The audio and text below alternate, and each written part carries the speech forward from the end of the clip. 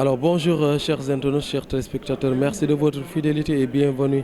dans votre chaîne préférée, la TMS TV, la télévision qui montre ce qui est caché. Vous nous voyez, nous sommes donc au niveau du 6S à la salle 4 avril, tout simplement pour la cérémonie de lancement donc, de la FIARA de cette année 2021 avec Pape Abdou Fall et le directeur du 6S. Vous voyez les journalistes qui sont derrière nous, donc la cérémonie s'apprête à commencer. Donc la FIARA qui aura lieu donc ce 20 mai prochain, donc tout simplement sera lancé. Aujourd'hui, c'est la cérémonie de lancement. Donc restez avec nous, vous verrez tout ce qui va se passer ici. Donc l'intervention de Pape Abdou Fall et l'intervention notamment donc du directeur du CICES Salif Keita. Mbokk internautes yi, mbokk téléspectateurs yi, dalati leen ak jàmm ci seen télévision buy feeñal li nëbbu lambug njëriñ di la TMS TV. ñu nekk fii nag ci FIARA ci CICES du moins nekk ci salle 4 avril. li ñu fi andi nag mooy cérémonie de lancement bu FIARA édition bi nga xam ne mooy am ci 2021 ginnaaw bi ñu jógee ci période pandémie bi. édition bi nga xam ne nag moo war a am 2021 tey nag la ñuy def cérémonie de lancement di ci teewaayu ki nga xam ne moo di Pape Abdou Fall di organisateur teewaayu ki nga xam ne aussi moo di directeur CICES ak ñeneen ak ñeneen. des leen ak ñun nag ci TMS TV di ngeen dégg li nga xam ne loolu la Pape Abdou Fall di wax di ngeen dégg aussi li nga xam ne ki nga xam ne moo di directeur du CICES di Salif Keita dina ko wax. salaamaaleykum mbooloo mi ñu ngi nuyu yéen ñëpp ku nekk turam ak sant di rafetlu encore une fois seen teewaay ci cérémonie bi comme ni nga ko waxee aadawoo ko def taxawal ko à l'entame donc de la FIARA la 21e édition kon nag ku nekk rek ci li nga gëm ñu àndandoo ñaan yàlla suñu borom mu yóbbu ñu ci jàmm ak salaam mu doon FIARA bu mucc ayib FIARA bu am maanaam bu am solo bu am njëriñ ci réew mi rawatina nag ci waa kaw bi ñi ñëw béykat sàmmkat nappkat ak ñi jëriñoo kaw bi kon ñu mus ci seytaane ci jéggalu Fatiha salaatul Fatiha ayatul kursiyu falaxi ak naas ñaan suñu borom rek mu def FIARA bi doon FIARA bu yéeme ci anam yu bari rawatina ci anamu succès ci anamu réussite ci anamu njëriñ pour réew mi bismillah.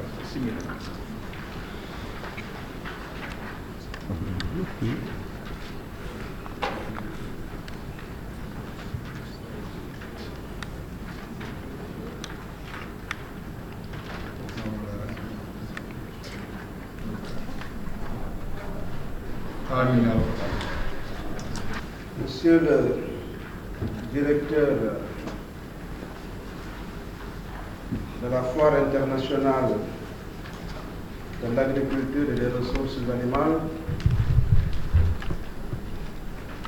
Monsieur le secrétaire général du CNCR, Monsieur le secrétaire général de l'APRODEC, Monsieur le Président du Conseil d'administration, chers journalistes, chers invités, à ma qualité de directeur général du Centre international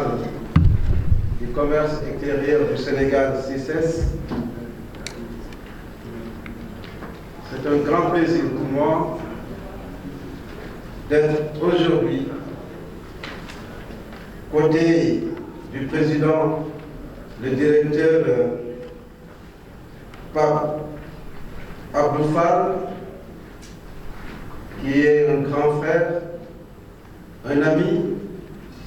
un bon collaborateur, pour présider aujourd'hui cette importante cérémonie de lancement officiel de la FIARA.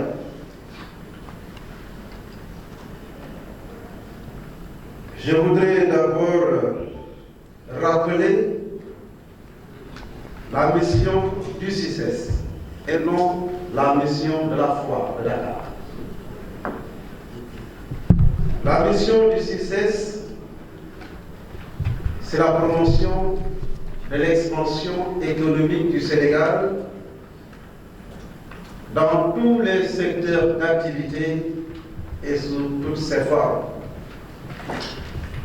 Et c'est à travers l'organisation de salons et de foires. La cérémonie qui nous réunit aujourd'hui, c'est la FIARA, la Foire internationale de l'agriculture et des ressources animales. Je voudrais rappeler que le Centre international du commerce extérieur du Sénégal et la FIARA, c'est une histoire qui date de plusieurs années. Je peux parler de 11 ans. 11 ans, cela veut dire tout simplement, c'est une relation très solide. Une relation de complémentarité. C'est pour cela, ça me permet de vous parler de la nouvelle feuille de route du CICES. Le CICES que moi, Saliou Keïta, j'ai hérité il y a de cela 8 mois. Nous avons pris service, nous avons fait l'état des lieux pour mesurer le poids de la mission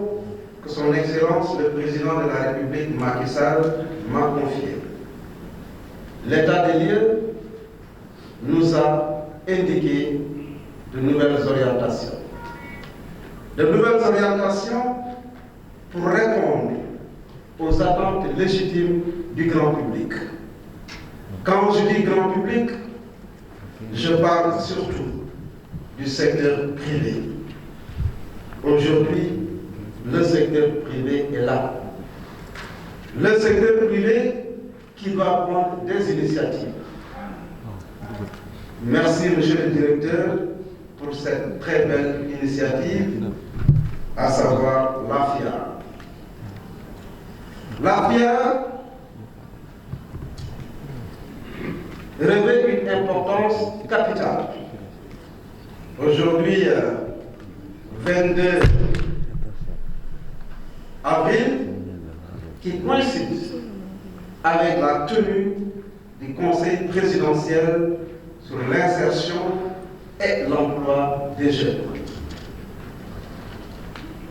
Monsieur le directeur, vous ne pouvez pas savoir combien votre initiative est aussi importante.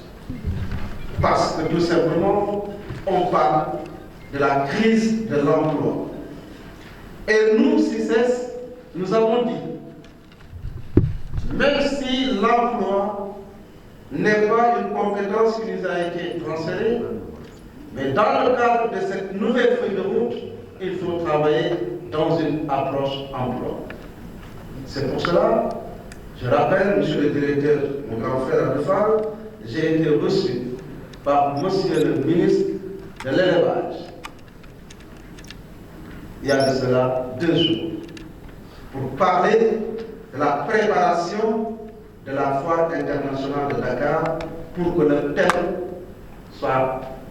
véritablement sur l'élevage parce que c'est un secteur très important. La FIARA nous renvoie à l'agriculture, à l'élevage. Ce sont des niches d'emploi extraordinaires. C'est pour cela, monsieur le directeur de la FIARA, en ma qualité de directeur général du CICES, connaissant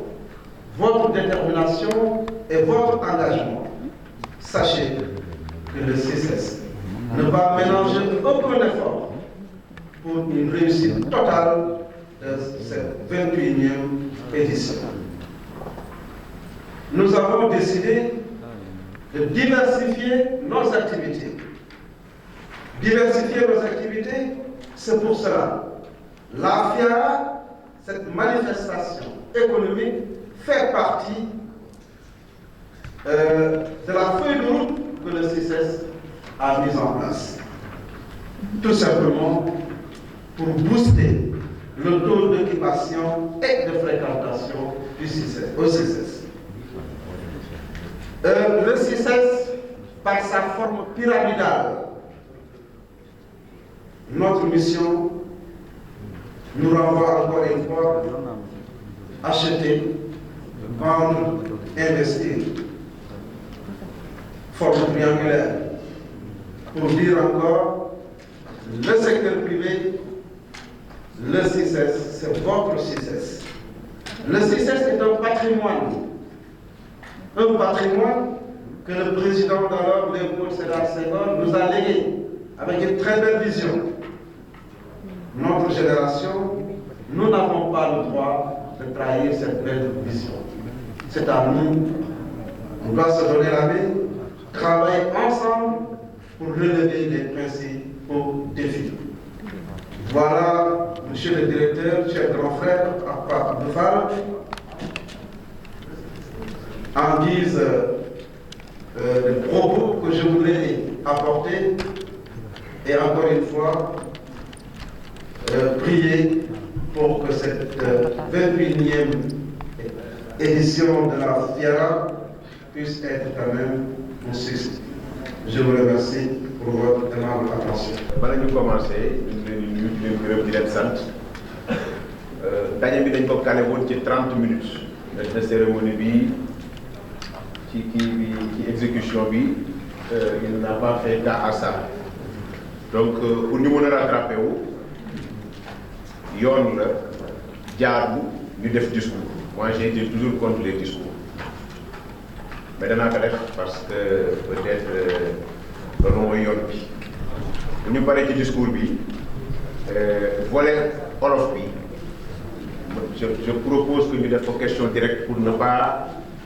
def defaat. Voilà, merci. Monsieur le secrétaire général du CNCR, monsieur le secrétaire général de l'ASPRODEF, dégg nañu tey bi comme ni ko Senghor waxe woon yàlla na yàlla mottali. Amiin. Monsieur le directeur général du CICES, mon ami, mon frère Saliou Keita, toi et moi, c'est pas le CICES et la FIARA. Ça fait longtemps qu'on se connaît, ça fait longtemps qu'on a cheminé ensemble. Alhamdulillah Rabbil Alamin, on se retrouve aujourd'hui dans un même cadre, le CICES et la FIARA. Yal na yàlla jàppale la yow bu nekk ci kër gi. Messieurs les membres du conseil d'administration, El Hadji Cheikh Amar, El Hadji Boubacar Cissé, messieurs les journalistes ici présents, chers invités. Salaamaaleykum mbokk yi, ñu ngi leen di gërëm di leen sant ci seen teewaay bi tey jii fii ci CICES. Dafa fekk ni à chaque fois que FIARA war a am, à un mois de l'événement dañuy daje jàkkaarloo presse bi pour dégager, décliner la feuille de route bi nga xam ni moom la ñu fas yéene organiser FIARA. Donc ci kaw loolu bala ma wax damay gërëm mon ami, mon frère, le directeur général du CICES. xam naa maag moom lu tey démb la woon ba tey ñu retrouvé wu tey jii encore ci biir CICES bi. Gërëm secrétaire général CNCR, gërëm bu ASPRODEF, gërëm conseil d'administration bi représenté par monsieur El Hadji Cheikh Amar ak El Hadji Boubacar Cissé. Gërëm presse bi FIARA nag duñ ko jàngal kenn vitrine la boo xam ni day permettre baykat, sàmmkat, nappkat mu ñëw exposé ci nit ñi ñëw gis li nga xam ni moom la ñuy liggéey fii ci FIARA ñu ñëw proposé ko askan wi comme li ñuy wax bay dunde. Loolu moo mës a doon slogan wu CNCR ak ASPRODEF, loolu moo waral FIARA ñu di ko organiser depuis 1999 Abdou Diouf moo ko njëkk a ubbi 1990 fële ci 19 fële ci place de l'Obélisque ba tey jii nii ñu ngi ci 21e année. Kon amoon na comité d'organisation boo xam ne président Boubacar Cissé moom moo ko jiite woon tey jii jóge nañu foofu FIARA dem na ci beneen niveau boo xam ne tey man maa ci nekk ak équipe bi. Profité ci gërëm leen sant leen parce que bi ñu commencé yàgg na yàggul metti woon na it pour que ñu mën a yegg si fii mais alhamdulilahi rabbil alamin li ñuy def rek moom mooy wax thème bi mooy lan rester ici travailler ici et réussir ici foofu dama fay taxaw tuuti. am réew ci gannaaw ngeen may ñu tuuti. maa ni ñaari conférence de presse mën ta am fii ngeen may ñu tuuti rek foofu dama fay taxaw tuuti doomu aadama day gëm boppam gëm sa bopp mooy lan fonk sa bopp tey président mu nga woote CCIAB pour waxtaan ci employabilité mais employabilité pour mu am il faut que doomu aadama yi am profession d'abord parce que ku amul métier mënoo aspirer am liggéey kon li ñuy ñaan mooy na jeunesse bi dem ci centre de formation yi formé wu ci d'abord parce que boo formé woo ba ci ngay mën a ñëw toog dem seeti ma sàmba ak ma paate ni damaa bëgg liggéey parce que affaire bi processus la fokk ñu waxtaan beneen bi ci des structure yi nga xam ne ñoom ñoo nekk fii war a financer jeunesse bi affaire bi du cravate du sol garam bu rëy non du parce que dama demoon jàngi Amérique wala France wala Japon ñëw toog ñu jox la benn levier boo xam ne tapis pour cette jeunesse mais il faut que mu am contact direct ak accessibilité parce que sans ça du mën a am réussite sans ça loolu du mën am réussite li ñu war a waxtaane mooy ñun am na ren innovation boo xam ne créé nañ ko ci FIARA mooy structure d'appui yëpp dañu leen di defal benn village boo xam ni tey xale bu soxla formation boo ñëwee ci FIARA bi di nga xam koy wax xale bu soxla financement boo ñëwee ci FIARA bi di nga am structure yoo xam ni dinañu la orienter xale bu soxla pour liggéey dinañu fa créer li nga xam ne mooy benn guichet unique pour permettre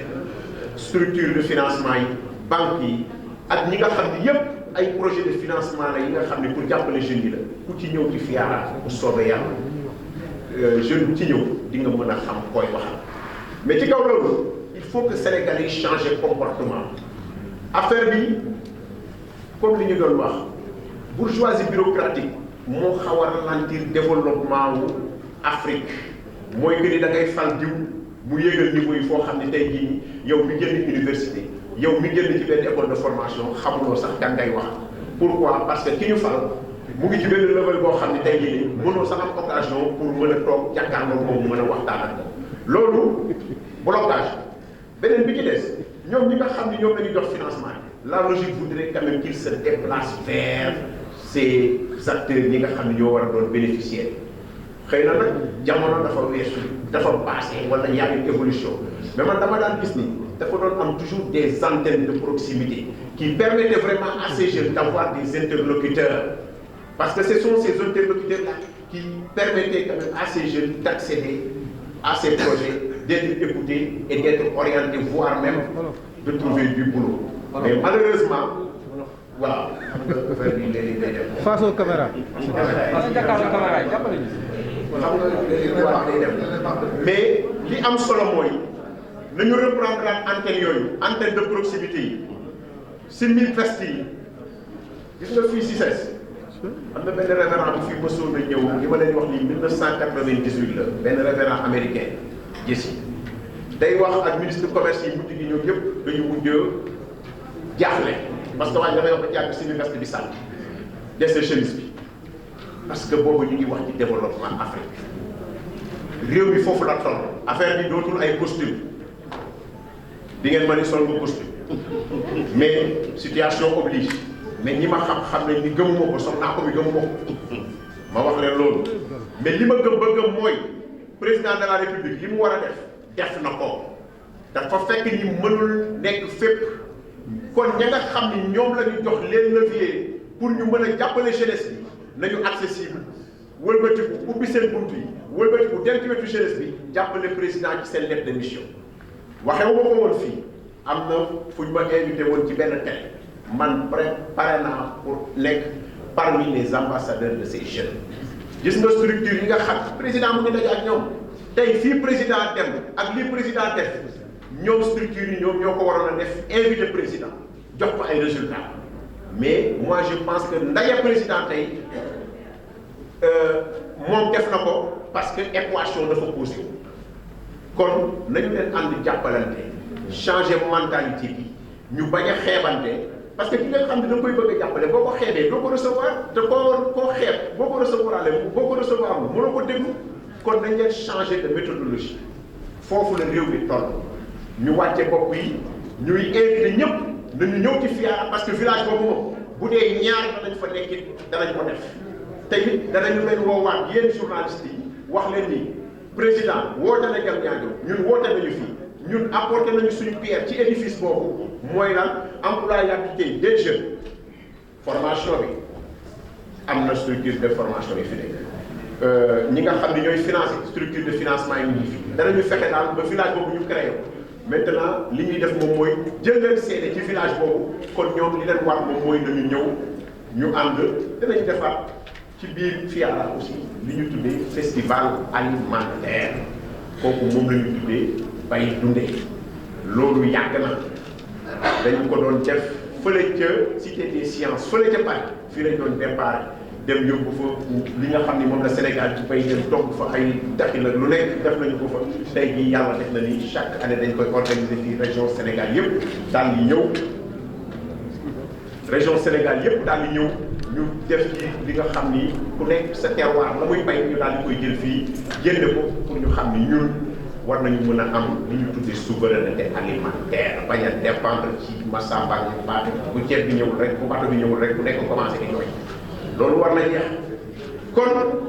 damay gërëm aussi ministre de l' agriculture recevoir nañu yéen projets yi yéen a ngi may dégg yéen structures yi yéen a ngi may dégg ñun may leen ma li may wax dafa ma ñor damay wax ni à chaque fois que ñu ni Sénégal dafa war a dem bitim réew ci foire wala salon tout le monde se bouscule Sénégal fay ci ay millions yu bari pour ñu dem SIA de Paris wala dem feneen ak feneen te loolu war nañ ko mën a organiser fii ci kaw fii nit ñi gëm seen bopp restons ici travaillons ici réussissons ici parce que loolu mooy affaire foog ñu wax ko bu ñu nee SIA de Paris ñëpp départ kenn du des ci réew mi je fais partie parmi les premiers qui ont organisé la participation du Sénégal au SIA de Paris li ma lay wax nii c'est en 2000 maa xam lay wax kon dafa jot ñu change Sénégal amatul lu muy wuti Europe ñun am nañu suuf am nañu jeunesse boo xam ne mu ngi fi am nañ nit ñu bëgg liggéey structure de financement yi ñu ngi fi restons ici et dañu wane suñu ay capacité nit ñi soxla nañ ñu tubaab yi ñoo ñu soxla boo xoolee tey jii nii on parle d'agro business mais xam nga ni sa waay ma sàmb mi wala ma paati ni yorul koppar ba naan agro business ñi yor koppar yi mooy tubaab yi ñooy jógee bitim réew daal di ñëw fii on dira pas non parce que au moins bu ñu ñëwee fii investir ñu ngi ñëw di jël main d'œuvre nangam ak nangam wëlbati bu jaaya dina am sax bu jënd parce que ñoom amatuñu suuf dañ koy exporté mais dina am des ci réew mi mais ndax dafa jaamu ñun dañu war a def ni ñoom dañu war a gëm suñu bopp nañu trust suñu bopp gëm suñu bopp mais mënuñu toog bu ñu nee bëre événement am na Sénégal gépp màbb lu xew ñëpp ne SIA de Paris bureau yi tëj nañu projet yi tëj nañu société yi tëj nañu avion yi fees na tey ñun ñoo xewle kon nañu ñëw départ ñoom ñëpp ministre de l' agriculture gërëm nañ la sant nañ dégg nañ appel bi nga xam ne def ko ñu ngi lay ñaan le village du ministère de l' agriculture ñu ngi sollicité ministère de l' élevage day am village ministre de la femme ñu ngi waxtaan ak moom femmes yi dañuy am seen village foofu la Sénégal ak Afrique tollootuñu fu ñuy daggee billet avion ki di fay per jëmal di jëli hôtel di jaabante Dakar Paris jeex na. Monsieur Fall. Oui. donc boo mënee ñëw ci réalisation parce que yaa ngi wax sànq ne bu njëkk bu ñu ko njëkk a organisé 18 exposants la am léegi dem na. ñu ngi ci 500 exposants. léegi dem nañ ba am 500 ba 800 exposants mën nga ñëwaat ci loolu ci wolof. ah waaw. xam nga li ngay laaj xam nga. en face caméra. caméra waaw comme li ma leen di wax rek FIARA moom exemple lu employabilité bi ñu koy commencé dañu doon jël car rapide di yéeg di wàcc kenn gëmu ko woon ñuy dem ca obélisque fii lañ njëkk a ñëw DG na la def mais bi ñu ñëwee fii booba xeeb nañ ko xam nga nag wax day leer man bu may wax day leer bi ñu liggéey fii dara desul lu signé contrat bi gars yi naan mën nañ ko mënuñu ko ba ñu joxoon ñu bureau ñu jekki-jekki takkal contrat bi ñu génn dem obélisque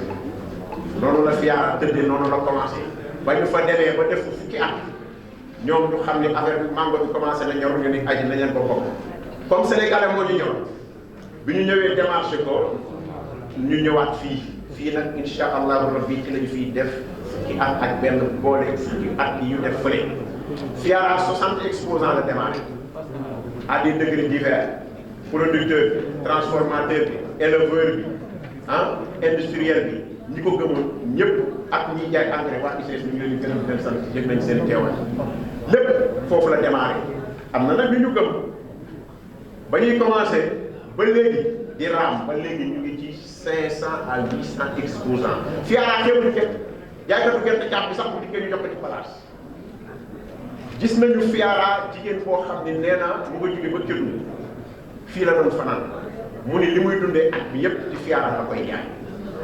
kon xam nga ne loolu ndimbal la kon loolu lu jar sant yàlla la am nañu it dans la sous-région waxtu bi may wax ak yow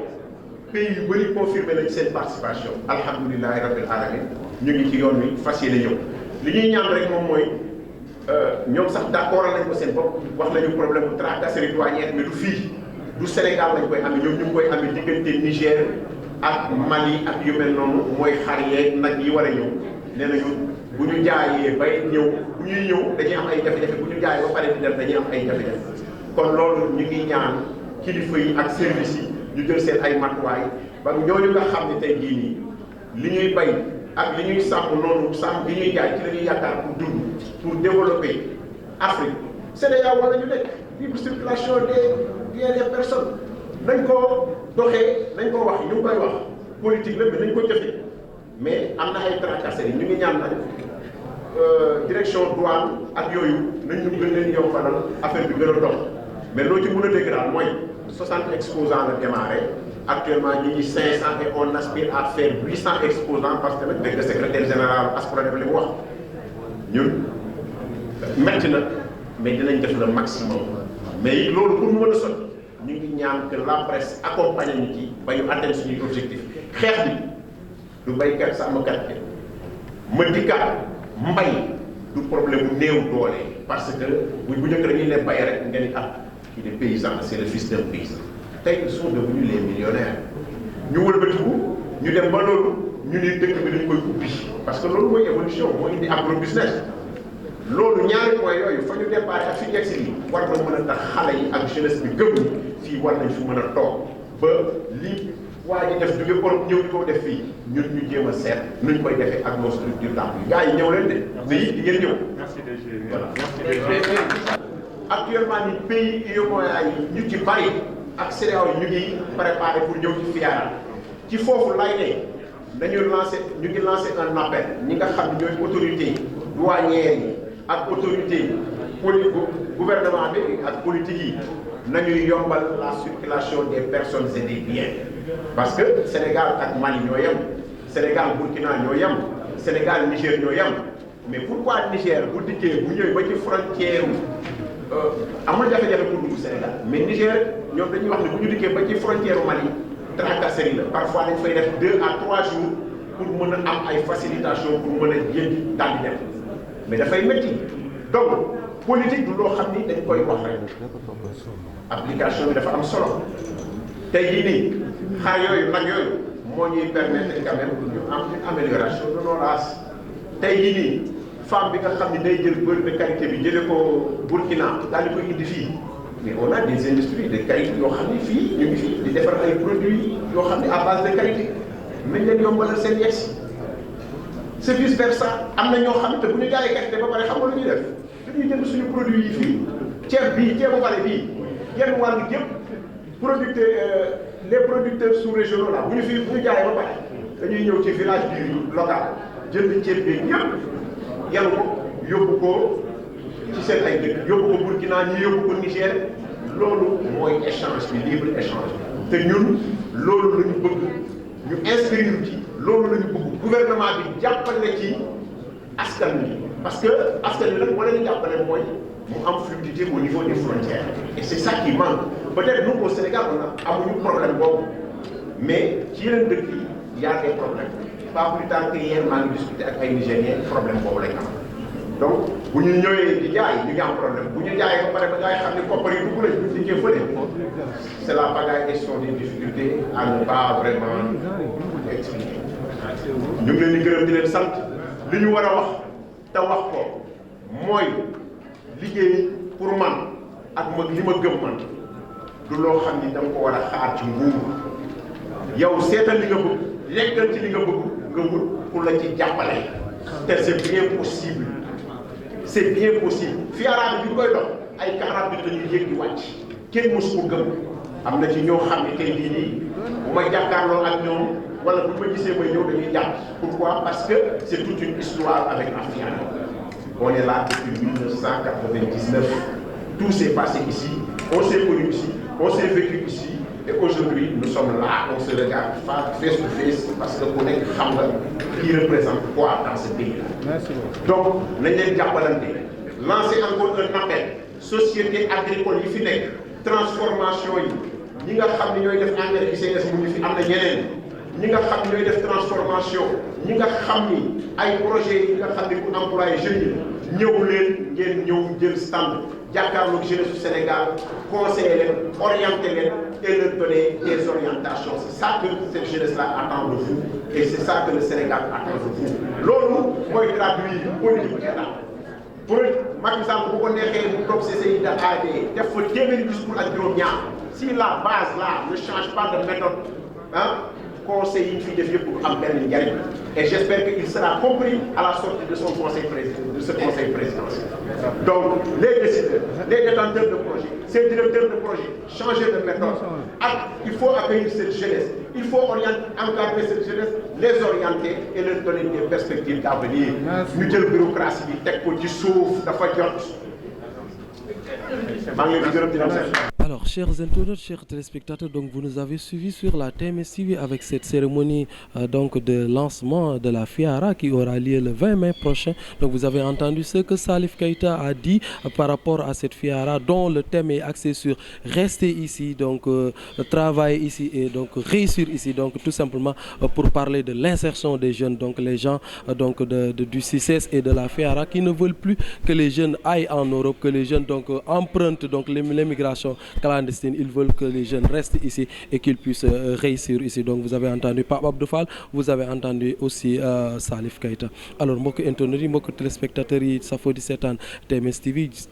lamboog njëriñ gis ngeen nag li nga xam ne moo xewee fii ci cérémonie de lancement bu FIARA bi nga xam ne mooy am 20 mai prochain. Dégg ngeen li Pape Abdou Fall wax, dégg ngeen li Salif Keita wax donc du directeur CICES. Thème bi nag nekk ren réussir ici maanaam des fii liggéey fii ci Sénégal réussir fii ci Sénégal. mu mel na nag ki ci mel na Pape Abdou Fall di organiser FIARA nga xam ne agriculture ak élevage dafay am solo trop bëgg nañ daal jeunes yi des Sénégal liggéey fii bañ a jël gaal gi di dem Europe wala ñuy dem feneen ak feneen jàpp nañ ne jeunes yi buñ desee fii am qualification liggéey fii mën nañu donc réussir fii ci Sénégal. Donc mu nekkoon mbégte ak kontaan teg di ànd ak yéen mbokku internautes yi ak mbokku téléspectateurs yi TMS TV di leen jox dig daje ci yeneen jotaay xibaar.